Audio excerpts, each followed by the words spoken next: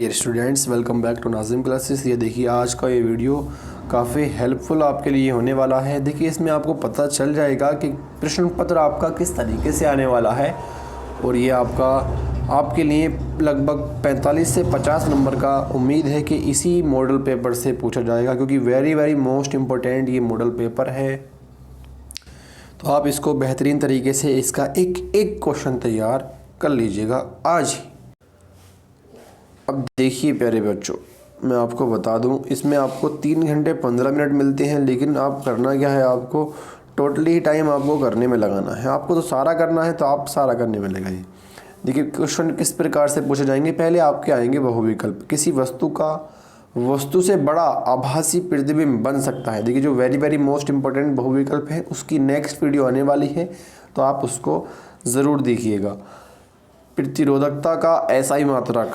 उसके बाद थर्ड है विद्युत धारा उत्पन्न करने की युक्ति को कहते हैं। उसके बाद अभिनेत्र लेंस की फोकस दूरी में परिवर्तन किया जाता है।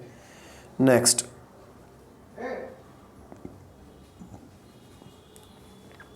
वाहनों में किस प्रकार के दर्पण को पश्चिम दृश्य दर्पण के रूप में वरीयता दी जाती है और क्यों।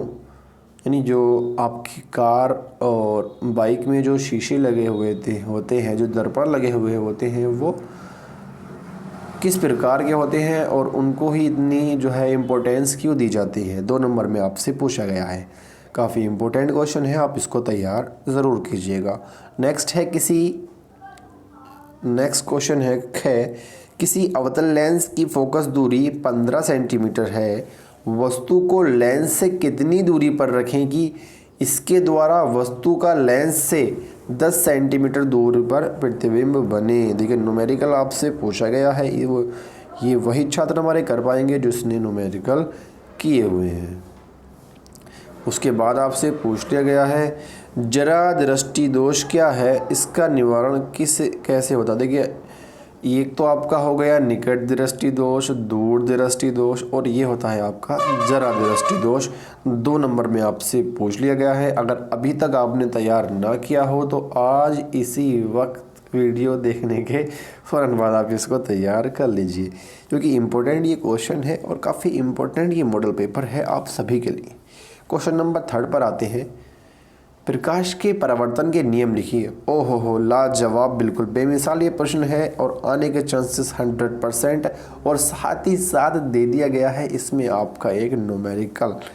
20 सेंटीमीटर वक्रता त्रिज्या वाले अवतल दर्पण के सामने 5 सेंटीमीटर दूरी पर 15 सेंटीमीटर पर कोई वस्तु रखने पर प्रत्येक स्थिति में प्रतिबिंब कहाँ और कैसे बनेगा। देखिए, जिन छात्रों ने न्यूमेरिकल नहीं किएंगे तो उनके तो उड़ जाएंगे इस क्वेश्चन पर तोते, क्योंकि जो न्यूमेरिकल करेगा वही नंबर पाएगा 4। अथवा में आपके लिए ऑप्शन है लेंस क्या है, प्रकाशित गुणों के आधार पर यह कितने प्रकार के होते हैं। उत्तर, लेंस के प्रथम फोकस तथा लेंस के बीच स्थित वस्तु के प्रतिबिंब का बनना किरण आरेख खींचकर दर्शाइए। ओहो हो भाई, बहुत ही बेहतरीन ये मॉडल पेपर है और काफ़ी इम्पोर्टेंट अब आज के लिए आपके लिए होने वाला है। उसके बाद आ जाते हैं किसी चालक का प्रतिरोध किन कारकों पर निर्भर करता है। दिए गए पदार्थ के किसी एल लंबाई तथा ए मोटाई के तार का प्रतिरोध 4 ओम है।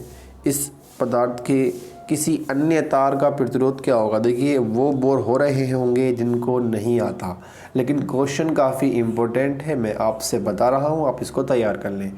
अथवा में आपसे है विद्युत विभवांतर की परिभाषा तथा मात्रक लिखिए, और इसमें भी आपका एक क्वेश्चन आपसे जोड़ दिया गया है। फटाफट आप आगे बढ़ते हैं अपने नन्हे हाथों के साथ, और बहुत ही बेहतरीन तरीके से 7 नंबर में यहाँ से हमसे पूछ लिया गया है वैद्युत मोटर का नामांकित चित्र आरेख खींचिए तथा इसका कार्य सिद्धांत लिखिए। 100 नंबर में आपसे पूछा गया है। 100 नंबर आप जानते हैं कितनी वैल्यू रखते हैं आपके रिजल्ट में 7 नंबर, बहुत ही बेहतरीन। तो वैद्युत मोटर को आप ज़रूर ही तैयार कर लें, बिल्कुल भी इसमें आप कोताही ना बरतें 1 सेकंड की भी। अगला क्वेश्चन है परिनलिका किसे कहते हैं? परिनलिका चुंबक की भांति कैसे व्यवहार करती है? किसी क्षण चुंबक की सहायता से वैद्युत धारावाही परिनलिका के उत्तर तथा दक्षिण ध्रुव का निर्धारण कैसे किया जा सकता है? तो मेरे छोटे भाई बहनों, आपसे मुझे ये उम्मीद है कि आशा है कि आप वैद्युत मोटर को तैयार कर लेंगे और साथ ही साथ डायनामो भी आपका तैयार हो जाएगा, क्योंकि मॉडल पेपर आपके लिए काफ़ी इम्पोर्टेंट मैं ढूंढ कर लाया हूँ। मैं बार बार कह रहा हूँ इस बात को। अब आ जाते हैं केमिस्ट्री की ओर। केमिस्ट्री में आपसे बहुविकल्प पूछा गया है, तो मैंने आपको बता दिया अगर जो मोस्ट इंपोर्टेंट बहुविकल्प है उसकी वीडियो फटाफट आने वाली है, तो चैनल को आप सब्सक्राइब करके बैठें कि जैसे ही वीडियो आए आप फ़ौरन उसकी ओर लपकें और बेहतरीन तरीके से आप पढ़ते रहें। इधर उधर आप ना भटकें, एक फोकस बनाकर अकेले जाकर आप अपनी कॉपी पेन बुक लेकर आप बेहतरीन तरीके से पढ़ें और जो भी दिक्कत आ रही है कमेंट में आप हमसे बताएं। जल की कठोरता को हटाने के लिए निम्न में से किसका प्रयोग किया जाता है? 1 नंबर में निम्न में से किस यौगिक में OH का क्रियात्मक समूह है? 1 नंबर में। अगले क्वेश्चन की ओर आते हुए फटाफट रेडॉक्स अभिक्रिया से क्या अभिप्राय है? रासायनिक अभिक्रिया का उदाहरण देकर समझाइए। 2 नंबर में आपसे पूछ लिया गया है। उसके बाद बेकिंग सोडा बनाने की विधि तथा उपयोग लिखिए। ओहो लाजवाब प्रश्न, बिल्कुल बेहतरीन। 2 नंबर में। आधुनिक आवर्त नियम क्या है? आवर्त सारणी की किसी आवर्त में बाएं से दाएं जाने पर परमाणु त्रिज्या में क्या परिवर्तन होगा? 2 नंबर में आपसे पूछ लिया गया है। बहुत ही इंपॉर्टेंट प्रश्न है, लाजवाब बिल्कुल। मेरा इरादा तो ये बन रहा है कि ये मॉडल पेपर 55 से प्लस जाने वाला है। जिस छात्र ने तैयार कर लिया उसके 55 प्लस आने वाले हैं। IUPAC के नाम लिखने होंगे आपको यहाँ से। संरक्षण किसे कहते हैं? धातुओं की संरक्षण रोकने की 2 विधियाँ लिखी हैं 2 नंबर में।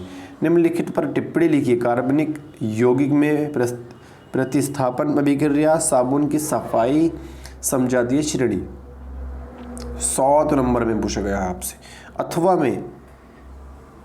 अथवा में आपके साथ एथेनॉल सोडियम के साथ अभिक्रिया करता है तो क्या होता है? एथिल अल्कोहल को 443 के ताप पर जो है सल्फ्यूरिक अम्ल के साथ गर्म किया जाता है तो क्या होता है? मीथेन को वायु में जलाया जाता है तो क्या होता है?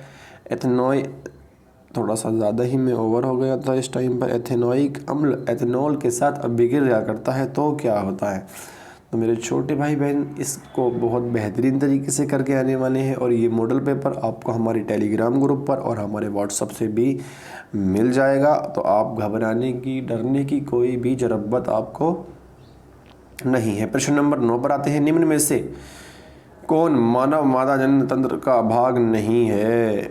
जीवाश्म ऊर्जा का स्रोत। पवन चक्की का उपयोग किन कार्यों को करने में किया जाता है? वे पदार्थ जो जैविक प्रक्रम द्वारा अपघटित हो जाते हैं। आगे देखते हैं। स्वपोषी पोषण के लिए आवश्यक परिस्थितियां कौन सी हैं और उसके उप उत्पाद क्या है? पुष्प के बीजांड का स्वच्छ नामांकित चित्रण 2 नंबर में आपसे पूछ लिया गया है। देखिए एक चित्र आपका आना 100% तय है, तो आप तैयार करने में बिल्कुल भी देरी न लगाएं। अगला प्रश्न है, निम्न कणीय पदार्थ पर्यावरण को किस प्रकार प्रभावित करते हैं? देखिए बायोलॉजी में सबसे ज़्यादा नंबर कमाते हैं बच्चों के, मैं आपसे बता दूं। कायिक प्रतिवर्धन, ये देखिएगा कायिक परिवर्धन क्या है उदाहरण सहित बताइए। थोड़ी सी मेरी ज़ुबान जो है फिसल रही थी तो लेकिन मैंने ठीक तरीके से प्रोनाउंसिएशन कर लिया है। अब मादा जनन तंत्र का स्वच्छ नामांकित चित्र बनाइए तथा इसका संक्षिप्त वर्णन कीजिए। 4 नंबर में आपसे पूछ लिया गया है। अगले प्रश्न पर आते हैं। लिंग गुणसूत्र किसे कहते हैं? मानव में लिंग निर्धारण की प्रक्रिया को समझाइए। 4 नंबर में आपसे पूछा गया है। जीवाश्म क्या है? वह जीवाश्म किस प्रकार क्रम के विषय में क्या दर्शाते हैं? 4 नंबर में आपसे पूछ लिया गया है। मानव पाचन तंत्र का नामांकित चित्र बनाइए। आमाशय तथा क्षुद्रांत में होने वाली पाचन क्रिया का वर्णन कीजिए। 3, 2, 4, 7 नंबर में आपसे पूछा गया है। बहुत ही इम्पोर्टेंट है, आप इसको तैयार कर लें। पादपों में परिवहन से आप क्या समझते हैं? पौधों में जल, भोजन तथा अन्य पदार्थ के स्थानांतरण को स्पष्ट कीजिए। देखिए अथवा में आपसे पूछ लिया गया है, मॉडल पेपर आपका हो गया है कंप्लीट। 12 ही क्वेश्चन आपके आने हैं और एक एक क्वेश्चन आप समझ गए होंगे। तो मैं उम्मीद करूंगा कि आप इस मॉडल पेपर को तैयार करेंगे और जो भी आपको दिक्कतें आ रही हैं वो हमें कमेंट में बताएंगे। आज के लिए बस इतना ही, धन्यवाद। अगर वीडियो ज़्यादा अच्छी लग गई हो तो एक बार शेयर और वीडियो को लाइक ज़रूर कीजिएगा।